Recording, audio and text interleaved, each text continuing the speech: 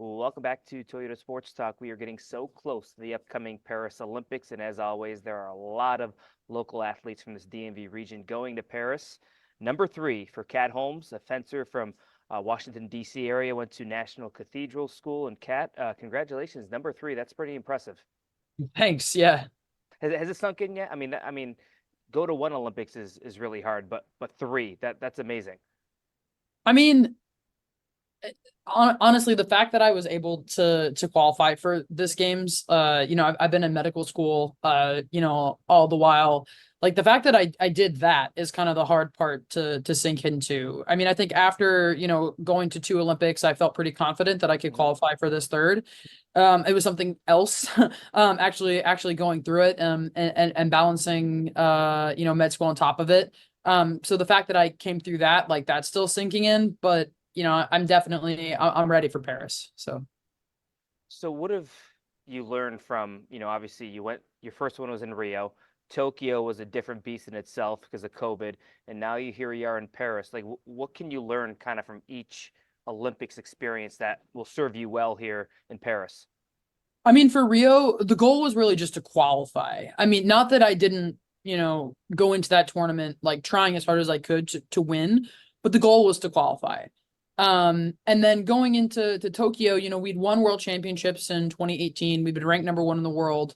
But then with the pandemic and everything, I mean, the first goal was to be able to compete. I mean, between like worrying that the games weren't going to happen, that our last qualifiers weren't going to happen, that we were going to like get COVID while we were there, that we were going to be exposed to somebody with COVID. I mean, just to be able to actually physically compete, that was a small victory in and of itself. We were one of the favorites to win at least medal, and we didn't medal. We ended up finishing 5th, and that was super hard. And so there was really no doubt in my mind that given the challenges that we faced in Tokyo, that I needed to keep going. Like I didn't want to end my career and my time in this sport that I love so much on that note.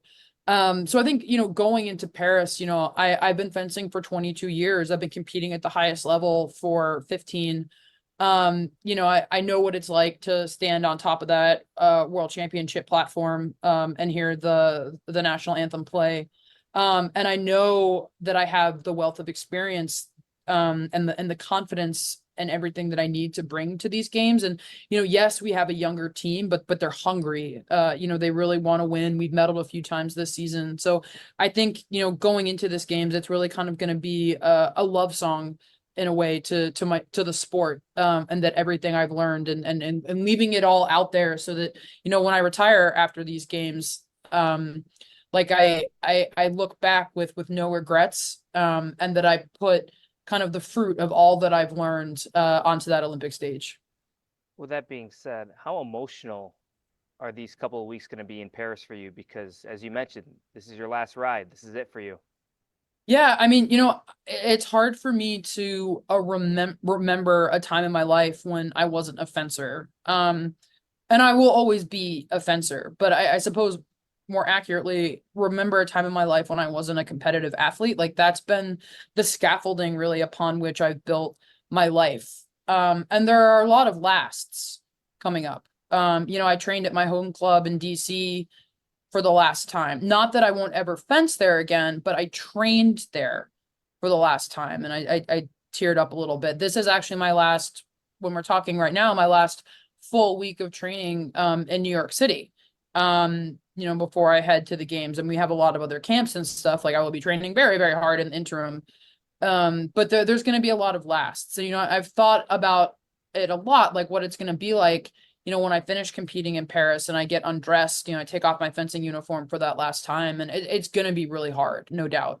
But, I'm very involved in USA Fencing. I'm the chair of our athlete council. I'm on our board of directors, USA Fencing's athlete rep to the US Olympic Committee's athlete council. And I'm going into sports med primarily with the goal of helping build out there's no field of fencing sports med right now. So helping build the field of fencing sports med and treating our fencers. So even though I'm closing the chapter of, me as a competitive fencer within the sport, fencing will still very much be my life. I'll just kind of lean more into those different roles that I've already kind of begun to create for myself. You know, you said it, at your core, you're a competitor. So that being said, what kind of a storybook ending would it be to maybe medal, to get that Olympic medal that's kind of missing on your so-called resume? Do you think, how do you process that? I mean, I would lie if I'd be lying if I didn't say I've thought about it a lot. Um, like I said, we have a young team, but we have medaled several times, this season. We've beaten the top teams. It's something that we can do. And so I think that it's really about focusing on the controllables, which is hard, but we've been doing a lot of video review, a lot of preparation, really kind of controlling all of the aspects we can. And so right now I'm really just trying to focus on that. Excuse me. Yeah, like the end goal never changes. Like I want to stand on top of that Olympic podium, but for right now I'm just focusing on the steps that I can take to get myself and my team towards that.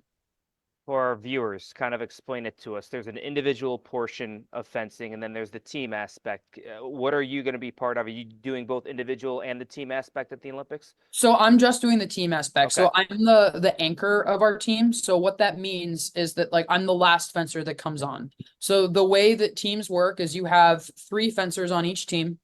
And every fencer fences each other. So the first 2 fencers will come on and they have 3 minutes to go to a score of 5. So say you and I are fencing. Yep. So we go up and you win 5-3.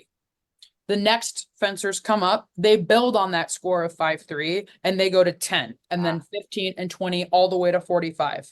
So like I will fence 2 other bouts and then come on and basically whatever the final score is going into that last match, I fence to win or lose it for us.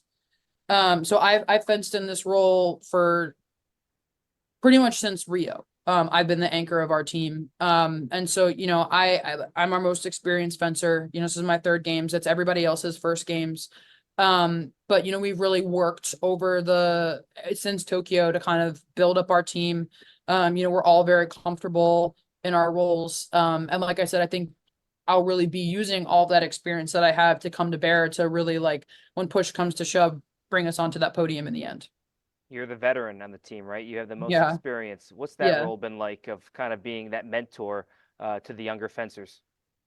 Well, at first it was really weird because I went from being definitely not the oldest to all of a sudden the oldest, and that felt very odd. Like for so long, I was the young kid on the team, and it felt kind of like I blinked, and then all of a sudden I was not. And then I turned 30, and I know that people older than me are like, "You're still a baby," but like I was like, "Oh my God, disaster! I have 2 gray hairs." But I think that having been in the role of the kid on the team, like I really know what that felt like. And I know the things that the older fencers did do and didn't do that either helped or maybe didn't help me so much. And so I've really strived to kind of help support those younger fencers in the best way I can. And then, kind of share what I know about qualifying for the Olympics and about going to the Olympics so that when we get there, we're as prepared as we can be in every way to succeed. Family, friends, they were not allowed in Tokyo. I assume family going to Paris? Yeah, I have quite the squad coming with me to How many Paris. deep we got? So I think the last count was 13. Like, my whole family's coming, a couple family friends. One of my medical school professors is actually coming. I've got some, fencing friends that are coming. Like the squad's growing day by day. How can you not get emotional? Like just thinking about that, I'm putting myself in your shoes, like the people that help you get to where you are today and the culmination of everything, they're going to be there. I mean, how are you going to keep it together? I mean, you're gonna have to be strong. I mean, I think, I've been by virtue of the fact that I've been competing at Yeah. such a high level for so long, I've become very good at compartmentalizing. It will be emotional. Like I'm not, I will make no claim that it won't be. I will cry. But I think in the same way that I combat really serious nerves when I'm trying to, win a world championship and sudden death, I know how to focus on what needs to be done in the moment. Those emotions are there. They will be felt.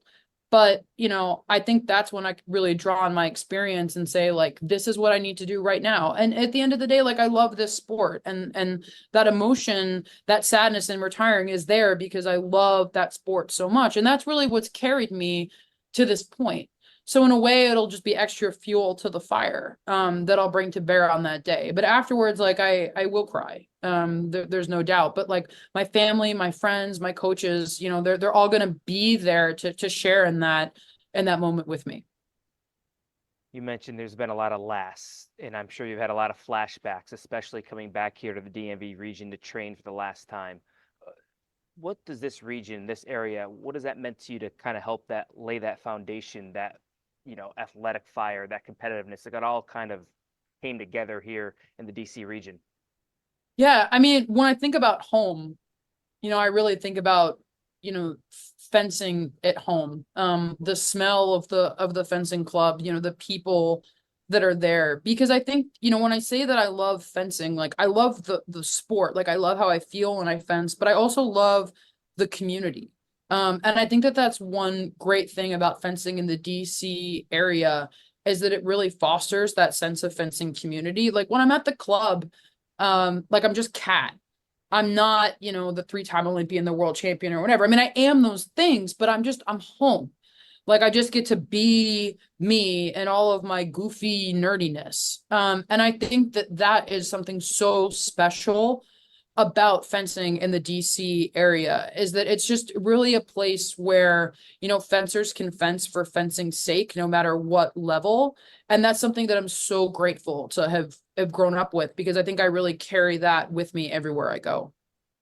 Great stuff as always, Cat Holmes. Great catching up with you. We'll be watching, we'll be supporting you, and go get